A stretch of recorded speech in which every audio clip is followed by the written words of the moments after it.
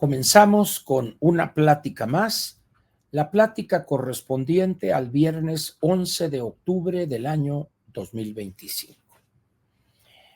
El tema central de esta mañanera tendrá que ver con el otorgamiento del Premio Nobel de la Paz a la señora Corina Machado, una lideresa venezolana que es ampliamente conocida no solo en América Latina, sino en el mundo entero. La hazaña de ella es bien conocida, las maniobras de Maduro y antes de Hugo Chávez para detener su lucha en favor de la democracia en Venezuela. Ahí está las medidas de Hugo Chávez diciéndole, no, usted no está en mi peso para debatir conmigo.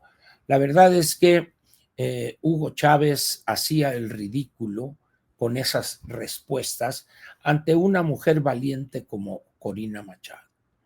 Muere Hugo Chávez y vamos a decir, el loquito, inefable, corrupto en grado extremo de Nicolás Maduro, le lanza toda la fuerza del Estado venezolano para acabar también su lucha y no pudo hacerlo.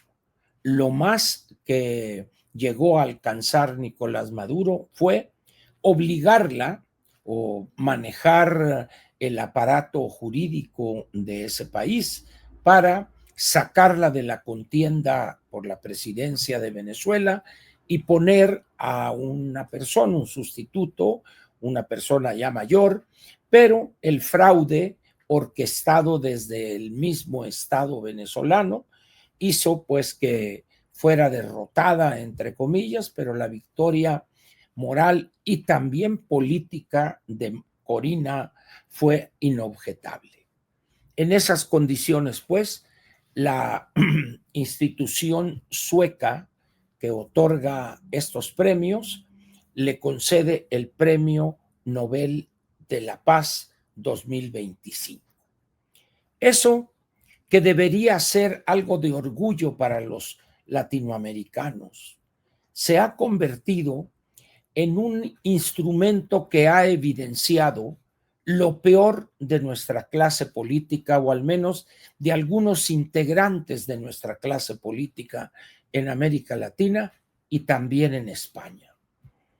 Es lamentable y es un espectáculo grotesco el que brindan personajes como nuestra presidenta, la anticientífica, que se siente a gusto porque el Congreso peruano le quitó el puesto a una especie de expulsión como presidente de la República Peruana a la señora Boluarte y hay un sustituto ya y eso le generó alegría y decía, es que eso fue un golpe de Estado. No, no fue un golpe de Estado en Perú. Eso es lo que Pedro Castillo intentó hacer y fue descubierto y está en la cárcel todavía. Ahí está. Sin embargo, nuestra presidente, a pregunta expresa de qué pensaba del otorgamiento del Premio Nobel de la Paz a la señora Corina Machado, su respuesta seca fue: no intervengo en asuntos, etcétera, etcétera, etcétera. Una estupidez. No está interviniendo. Se le preguntaba qué pensaba. La respuesta era que qué gusto que una mujer latinoamericana, luchadora, al margen de las diferencias que pudiera yo tener con ella, ha demostrado una valía, etcétera, y la mentira que te eché. Pero no, exhibe su mezquindad, su visión aceda, caduca de las cosas. Y por otro lado, sí se mete en la situación peruana y qué bueno que cayó la señora Boluarte, etcétera, etcétera. Pero ella no fue la única. Cuando revisa uno las redes sociales, aquello es lamentable. Es una cosa increíble y sobre todo, dejen ustedes la la envidia, la mediocridad y también la ignorancia. Es que Trump debería haber sido el Premio Nobel de la Paz por haber logrado esto, esto y esto. Son tan irresponsables que no se toman el mínimo esfuerzo, el mínimo trabajo de tratar de entender por qué a Trump no y a Corina Machado sí. Y vamos a tratar de explicar eso. Desde establecido el Premio Nobel de la Paz, allá por principios del siglo XX, allá por 1901, quedó establecido por el mismo Alfred Nobel o Nobel esta frase que dice, durante el año precedente, dice, un premio Nobel, que es el premio Nobel de la Paz, deberá darse a aquellos que durante el año precedente habrían entregadole a la humanidad un gran beneficio. El año precedente. ¿Qué significa eso? Que la academia recibe nominaciones, las cuales se mantienen en una, ¿cómo se puede decir? En secrecía, y se cierra o el límite para recibir nominados, nombres de nominados, sean personas u organizaciones, el 31 de enero de este año. Es decir, para otorgar el premio de este año por las labores llevadas a cabo para un servicio a la humanidad en ciertas áreas, etcétera, es el año 2024 y el premio se analiza durante los meses de febrero hasta octubre o fines de septiembre y se entrega en una ceremonia donde están todos los galardonados allá por el mes de noviembre. Perdón por la cacofonía, por el pleonasmo, noviembre. La gente que aboga por Trump, cuando se cerró las nominaciones, que fue el 31 de enero, Trump apenas tenía 10 días de haber entrado a la presidencia de los Estados Unidos. Todavía en ese momento Trump no mostraba fruto alguno que fuera aplaudido por el mundo e incluso que fuera aplaudido por el país donde ganó las elecciones y por los que estaban inmersos en esta guerra entre Israel y estos asesinos de Hamás. De tal manera que yo les recomendaría a esas personas que dicen que Trump, que quién sabe qué, lean, entren a la página de la Academia Sueca que otorga estos premios y ahí vienen más explicadas estas cosas que estoy señalando. Ahora bien, le podrían dar el premio a Donald Trump por lo que ha hecho, que además ahorita se acabó la guerra, pero todavía la paz no ha sido consolidada porque las negociaciones, vamos a decir, centrales de lo que pasó en esa franja de Gaza todavía ni siquiera empiezan. Fue un primer acercamiento. Los rehenes se van a entregar a partir del lunes de la semana que viene, etcétera. Entonces, si esto llega a feliz término y la comisión que se va a conformar va a estar integrada por 200 militares de los Estados Unidos, y si se logra una paz duradera en esa región, entonces quizá podría la academia considerar si hubiere alguien que nominare a Donald Trump como candidato a obtener el Premio Nobel de la Paz, pero habría muchos otros candidatos a obtener ese premio que se estarían recibiendo durante el año que viene y se cerraría la recepción de nominados el 31 de enero del 2026. Y ahí se le otorgaría, suponiendo, a Donald Trump por lo que hubiera logrado él durante el año 2025. Así es que, señores, no se ha equivocado la academia, no hay sesgo político alguno, infórmense primero. Pero regresemos a la parte de Corina Machado. El caso de Venezuela es un caso paradigmático para ilustrar o para tratar de aclarar lo que ahí ha sucedido como un mensaje para todos aquellos que babean ante Nicolás Maduro y ayer todavía por Hugo Chávez. Son los mismos que babean por los Castro, o el único que queda, por Cuba y por Nicaragua. ¿Qué pasó en Venezuela? Venezuela, cuando Chávez intenta el golpe de Estado y fracasa, y que fue detenido y puesto en prisión, luego lo amnistían, lo perdonan, vamos a decir, y regresa a la política, o empieza otra vez, y gana la presidencia.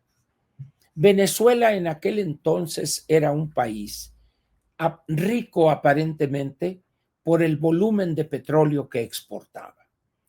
Las reservas probadas más altas de petróleo crudo en el mundo están en Venezuela.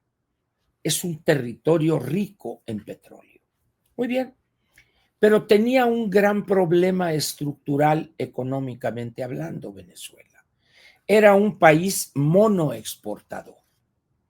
Si nosotros en México hace 50 o 60 años exportaban de las exportaciones, el 80% era petróleo crudo.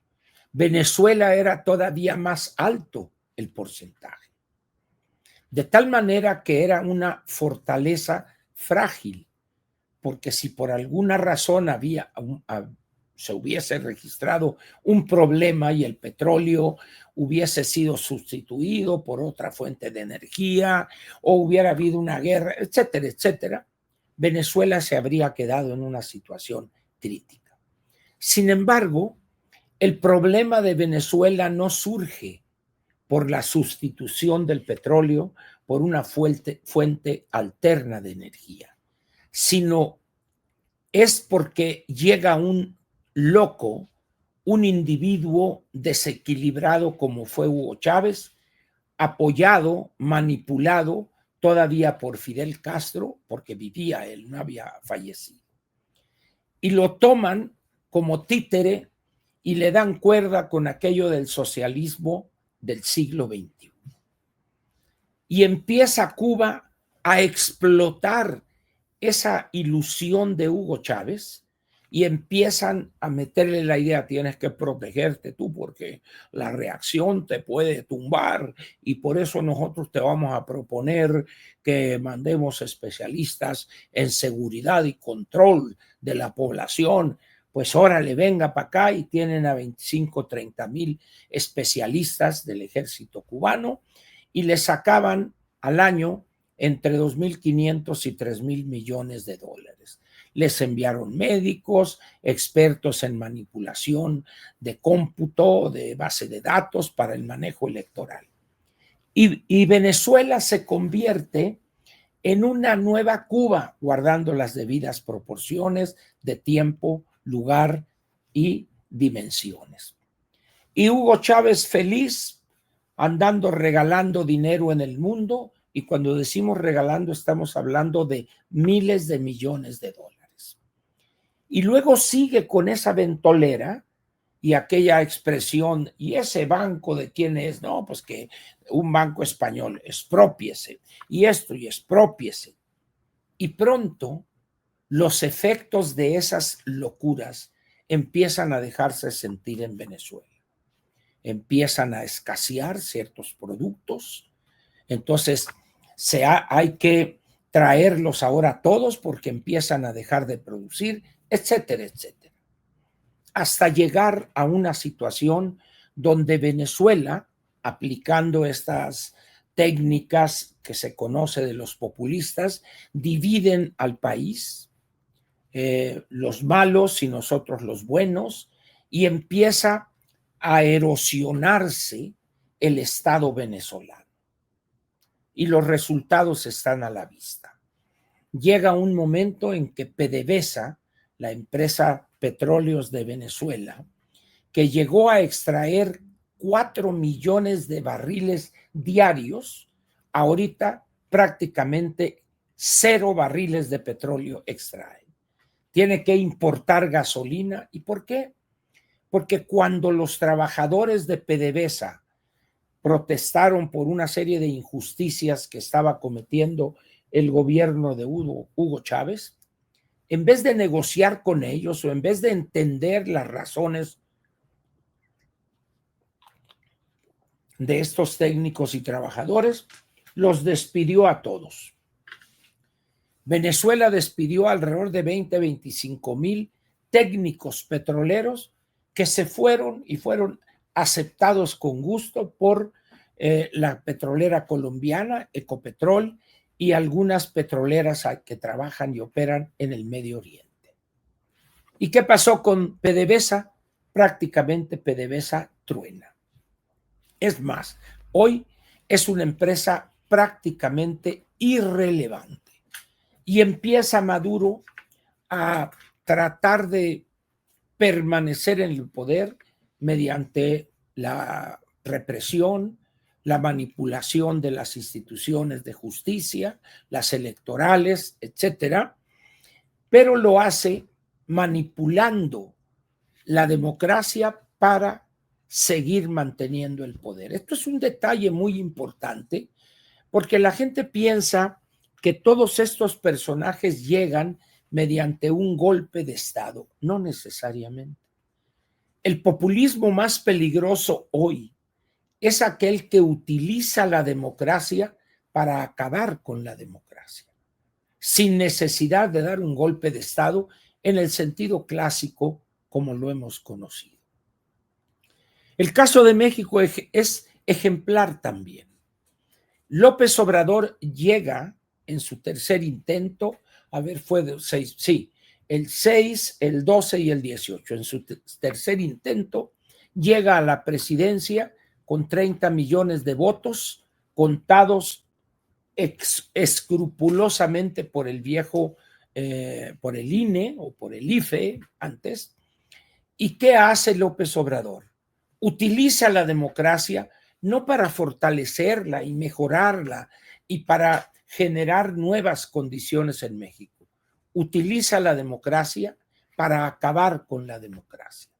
Y empieza a atacar al gobierno anterior en la creación de organismos autónomos constitucionalmente hablando, por reformas estructurales que llevó a cabo para echarlas abajo y sobre todo para preparar con los recursos del Estado y mediante la corrupción rampante en casi todas las actividades económicas, preparando no su reelección, porque eso generaría un problema mucho mayor, pero preparando su sucesión, pero también acabando con dos grandes instituciones. La primera, el Poder Judicial, que fue consumada por su títere, la anticientífica, y el INE, que ya están en proceso o preparándose para acabar también con la independencia o la autonomía del INE. ¿Qué tenemos entonces en México? Si bien esto no es Venezuela, en primer lugar, porque esta es una economía mucho más grande que la de Venezuela, somos más grandes en población. Venezuela debe de tener ahorita alrededor de 40 millones de habitantes, nosotros tenemos 132, 135, y nuestra economía es mucho más diversificada y fuerte que lo que es Venezuela. Pero la esencia es prácticamente la misma. Hoy, por ejemplo, la vena autoritaria de estas personas de Morena está a la vista.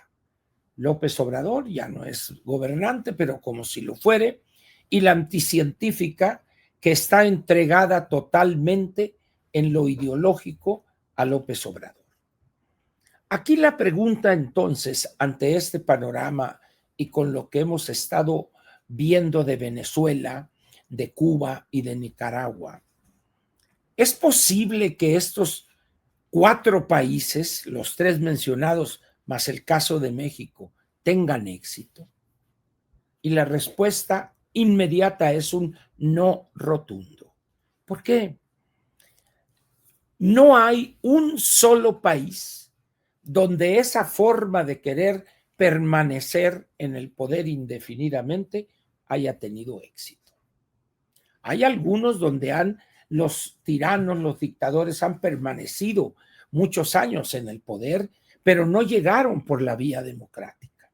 El caso de la Unión Soviética, el caso de China Popular, que todavía están, el caso de Corea del Norte, el caso de Vietnam, que no llegaron en elecciones libres, ¿verdad? Pero en todos aquellos países donde se utilizó el instrumental democrático para acabar con la democracia, no hay uno solo que haya tenido éxito político y mucho menos económico. Y por el contrario, el país al que han llegado a gobernar por la vía democrática lo han destruido casi completamente. Es cuestión de voltear y ver lo que está pasando en Venezuela, lo que han hecho en Cuba los Castro y sus lacayos como Díaz-Canel, y lo que ha hecho Daniel Ortega y su poetisa esposa. Han acabado con el país y lo han convertido en una empresa privada de la familia de Daniel Ortega. En México las cosas no son tan fáciles. Ustedes conocen los excesos verbales de los que dicen la dictadura chavista, etcétera. No. No obstante que pudiera parecer para algunos que esto es hoy una dictadura, no es una dictadura. Es un país con un régimen que ha poco a poco dejado de ser un régimen democrático para empezar a convertirse en lo que fuimos durante muchos años, un régimen autoritario. Sin embargo, en ese camino, y tomando en cuenta que aquellos años del 29 al año 2000, México era una economía cerrada, hoy no lo es. México es un actor importante en el comercio internacional. La influencia que tiene la economía de mercado que es hoy México, con ciertas limitaciones, dificultades en energía, en el campo, en mercados laborales, etcétera, pero México es hoy esencialmente una economía de mercado integrada a la globalidad. Eso, para personajes y partidos como López y Morena, les genera un gran obstáculo. Ellos, ¿qué más quisieran? Que desaparecieran todos los partidos, organismos autónomos, elecciones, poder judicial y tener un hombre fuerte que sería el que dictaría todas las decisiones. No es tan fácil lograrlo y ya vemos hoy cómo Morena, con todo el poder que tiene, prácticamente está desbaratándose. Eso no significa que va a desaparecer ahorita, mañana o pasado, pero ya aquella cohesión que había en torno a la figura de un personaje desquiciado como López Obrador y corrupto hasta el tuétano. Las pruebas sobran, las evidencias ahí están, de los suyos, de los familiares, de los compadres, de los amigos de sus hijos, etcétera, etcétera. Pero por encima de eso, este país sigue produciendo, sigue exportando, no creciendo como debería por la ignorancia en materia económica de López, el bulto y ahora de la anticientífica. Pero vamos a salir adelante, que vamos a pagar un precio muy alto, es cierto, pero México no es nuevo en este mundo de las crisis económicas. Desde el 76 con Echeverría hasta la fecha hemos pasado por varias, hemos debido pagar un alto precio en cada caso y aquí está el país. Y hoy, pues, ante esto que ha hecho la Academia Sueca de otorgarle el premio a un personaje como una mujer valiente, luchadora y que no se raja, que ahí está como Corina Machado, debería ser algo que nos daría gusto. ¿Por qué? Porque estaríamos viendo que en América Latina pueden surgir liderazgos femeninos. Hoy, por ejemplo, hay cientos, por no decir miles, de madres buscadoras que buscan un lugar a ver si encuentran los restos de sus hijos, de sus esposos, etcétera. Ahí hay un trabajo con una heroicidad porque los mismos mañosos llegan y las asesinan, o porque el gobierno les niega todo apoyo por mínimo que fuere. Estamos pues ante una posibilidad de un cambio sumamente importante en América Latina. Y a estas personas que se dicen de izquierda, etcétera, en vez de darles gusto, los corroe la envidia y la mezquindad. Sin embargo, el hecho ahí está.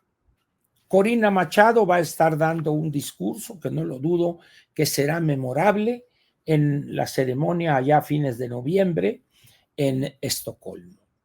Eso es un impulso y un reconocimiento a la lucha de millones de venezolanos.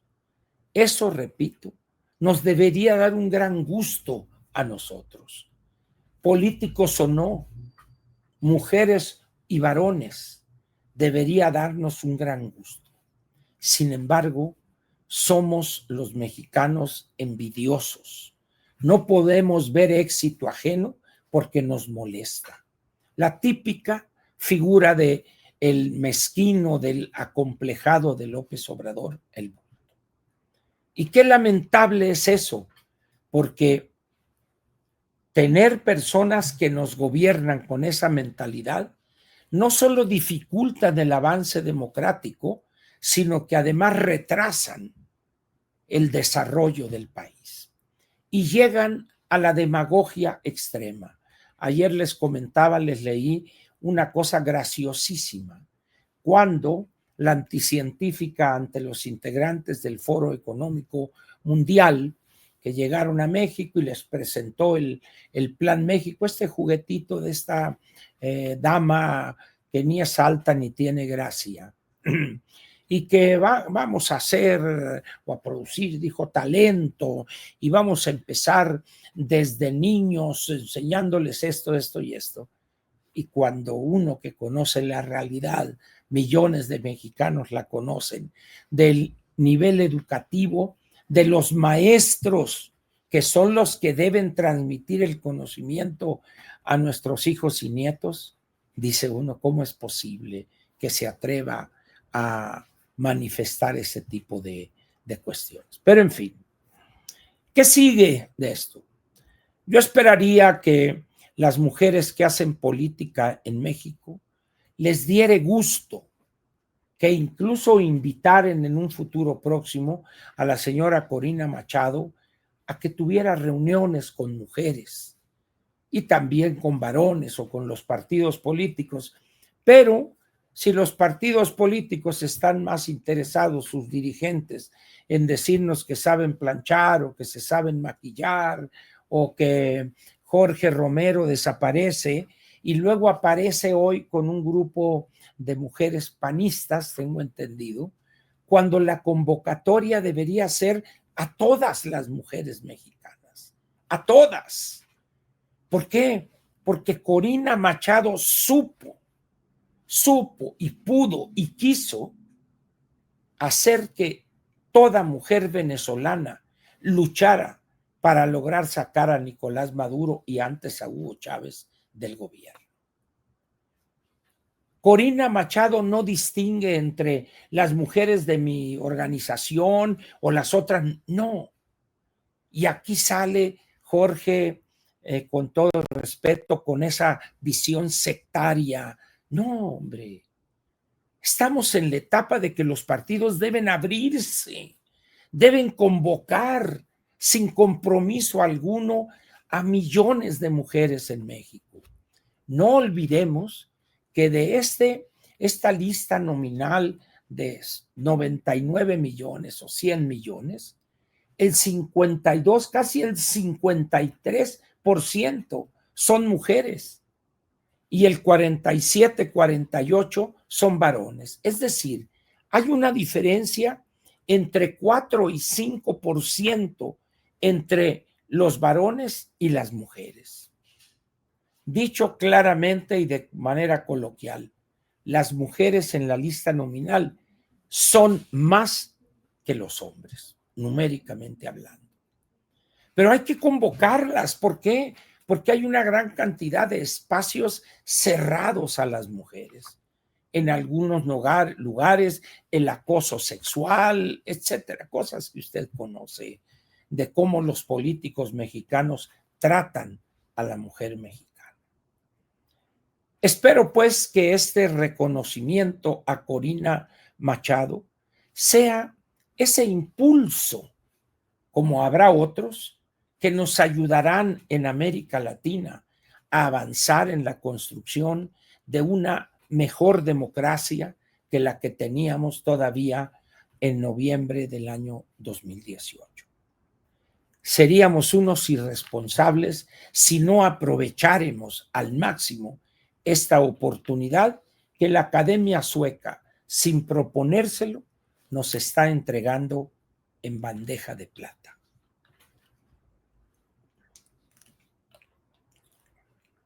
Espero que este editorial, que ha cambiado de lugar por esta única ocasión, le pediría yo a la temible Chiquis que esto lo ponga como editorial.